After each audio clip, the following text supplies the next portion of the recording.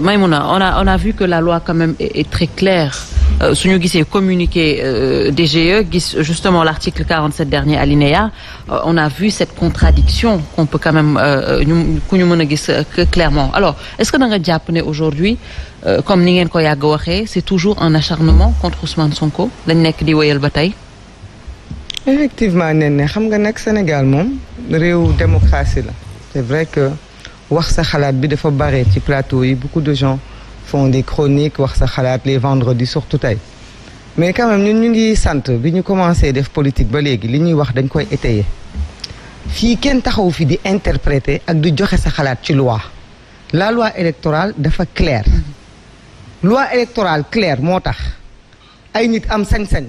di boddi ay nit ci fichier électoral teg ko ci loi lii ñuy waxtaanee tey du wax sa xalaat du gisaane du toog du wax lu la neex article 47 alinéa 4 du code électoral moom moo wax ne les décisions de justice rendues et transmises à l'autorité compétente en l'occurrence celui qui organise ou au service de gestion du fichier électoral seront immédiatement prises en compte et traitées dans le sens prescrit nonobstant la clôture de la période de révision et du traitement des mouvements. loolu loi électorale moom moo ko wax. donc loi électorale moom moo tënk DGE. DGE li tax mu nekk hors la loi li tax li mu def concerne ñu te ñu ciy wax suñu xalaat. DGE mënul bind lettre justifiée nee na le 11 juillet ministère de la justice moo ma saisir ne ma telle personne dama koo génnee ci fichier bi. te pourtant DGE laajul ministère de la justice est-ce que am nga jugement définitif ndax ministère de la justice amul jugement définitif tegu ko sax ci jugement génnee boobu mu ko génnee contumace le contumace c'est entre vos mains à l'hôpital signifié wu leen ko mais la DGE a exécuté sans demander la garantie au ministère de la justice qui l'a saisi le 11 juillet na ko jox les pièces justificatives ku wone ni lii ma nga may defloo est-ce que c'est définitif ou pas amul sañ-sañ bi parce que dañ ko indil une décision mu exécuter ko de la même manière su ko même justice boobu à moins que nag ñu bëgg ñu wax ministère de la justice c'est un ministère politique qui est différent des magistrats nañ ko wax mu leer ndax ñun loolu lañ yàgg wax la même justice mu indil le 12 octobre par un magistrat assermenté mu génne une ordonnance ne la réhabiliter Ousmane Sonko sur les listes la DGE n'a pas à réfléchir à interpréter ban justice lay obéir la DGE dit j'obéis à la justice du ministre de l'Intérieur mais je n'obéis pas à la justice du magistrat dans quel pays on est ñu ne loolu c'est pas grave loolu c'est pas scandaleux ñu ñuy wax ay waxu recours bi c'est suspensif mais comment un recours peut être suspensif quand le processus pour les candidats mais c'est un processus mais daté candidats yi dañoo am date dañ leen jox le octobre la ñu commencé décembre la ñuy jeex donc je suis désolé que mon frère dise non nañu taxaw ñu xaar bu ñu yàkkamti heure bu décision bi définitive bu desoon une semaine ñu jox ko mais c'est déloyal mais c'est injuste c'est arbitraire c'est de la discrimination parce que moom dafa am droit concourir comme tous les autres candidats ça fait déjà 3 semaines que ñu tere ko dem jëli ay fiches te teguñu ko fenn ndax boobu ba léegi notifié luñ ko décision bi ko radier te loi bi dafa clair encore une fois on parle de loi waxuñu waxu maa tey man la neex maa far wala maa faru loi la ñuy wax loi bi moo ne dafa am ay conditions yoo mun a radier nit ki nga xamante ne da nga ko génnee ci fichier bi da nga ko koy notifier personnellement mais ça a été prouvé devant la justice que loolu amul maintenant on va nous dire d'accord justice bi daal comme c'est la première fois dans l'histoire politique Ousmane Sonko am décision de justice on est parti jusqu'à dire que juge boobu dafa far dafa bokk dafa am fu mu far moo tax mais tey ñu toll fu nga xamante ne l'administration ba ci pénitencier yi xam nga lan moo tax ñu am sañ-sañu téye Ousmane Sonko fële ci hôpital tëral ko fa loi ak sañ-sañ ñu d'accord ci Ousmane Sonko d'accord ci Ousmane Sonko bañ cee d'accord justice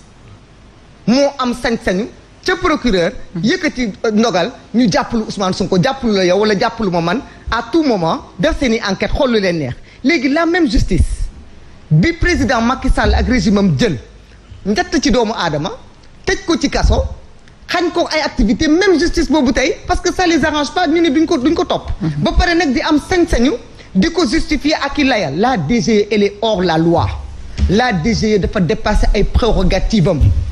amul sañ-sañu ci lii mu nekk daf ci war a génn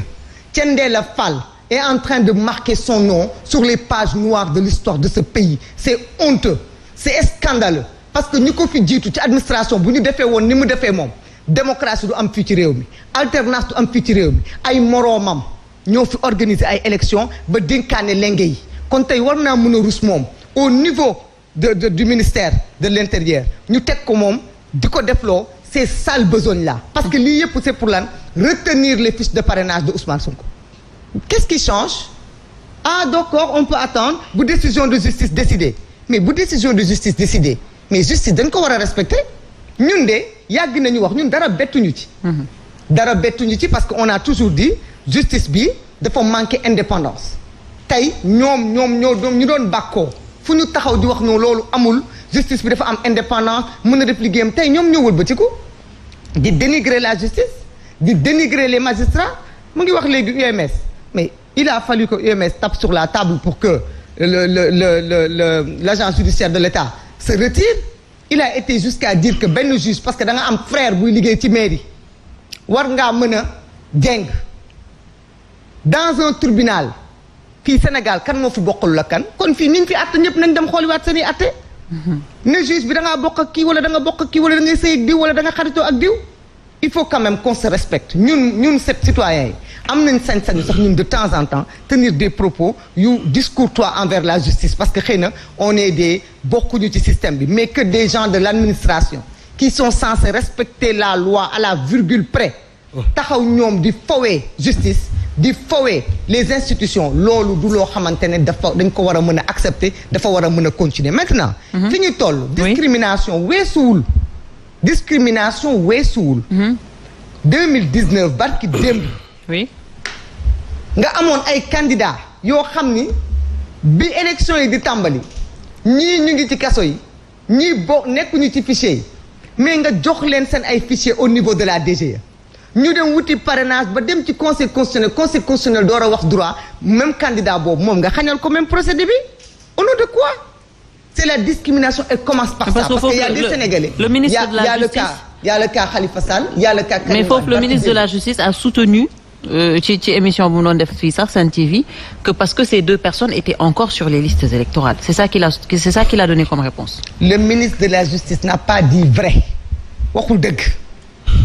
waxul dëgg te je le lui dis en toute responsabilité gis nga dëkk bi bu tàkkee ñett ñi ñoo ko tàkk te ñoom ñooy responsable de ces élections là ministre de la justice ministre de l'intérieur ministre des affaires étrangères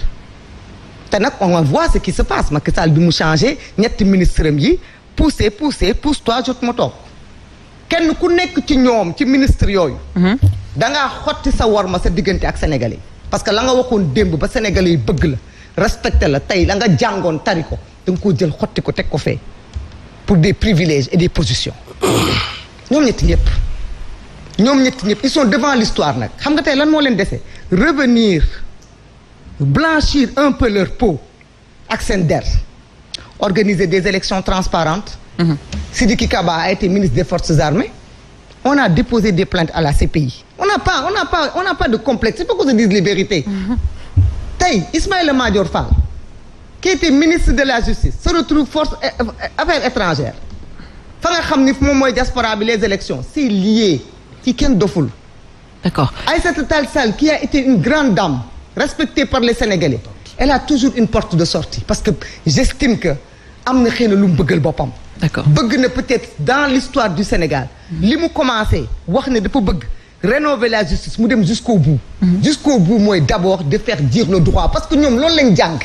d'accord ñoom duñu ay profane ñoom kenn jëlewu leen fële indi leen ci ministère yi ñu xamul ñoom lu ñu jàng tari ko liggéey ci teddal ci seen ay famille ñoom loolu lañ leen dénk kon ñoom luñ ci def rek ñoom la neex ak seen décision mais du lu ñu xamul lii ñuy wax nii yépp ñoom dañu ko xam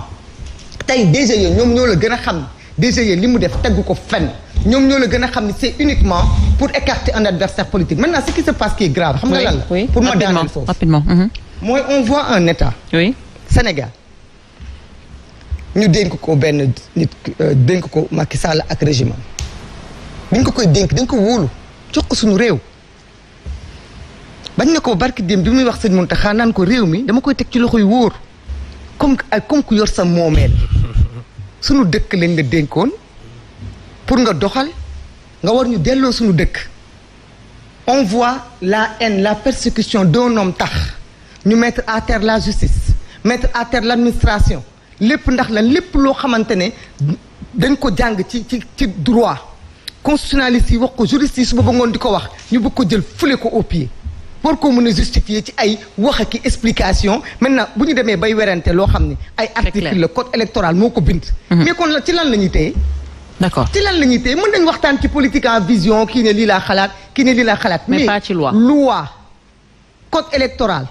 ay chiffres ay articles ñu tënk loolu kenn waru cee mën a wax di werante ñun ñëpp ñoo ci war a mën a d'accord ak foo mënti far parce que loi bi ñëpp la fi nekkal Ousmane Sonko dañu ko jàpp tëj ko kaso signifié wuñ ko li nga xam ne moo tax ñu ràjjee ko dem na ci yoon delloo na ko sañ-sañam ñu war ko dugal ci fichier bi Ousmane Sonko kay moom moo def ay recours yoo xamante ne moom moo mën a annuler lii ñu teg ci kawam très bien mais comment l'administration ou la justice qui n'a pas encore fait son recours parce que foog naa décision barki démb la génn DGE ne la damay xaar parce que da nga ko bëgg a perdre son temps ñu demaat encore Cour suprême peut-être ay 10 jours peut-être ay 12 jours di yéeg wàcc di door dàqe ba dernière minute ñu door a appliquer la loi ce n'est pas normal il faut que les gens apprennent à respecter les Sénégalais fii dof nekku fi ay nit ñu jàng ñu xam lu ñuy wax ñoom ñoo fi nekk na respecter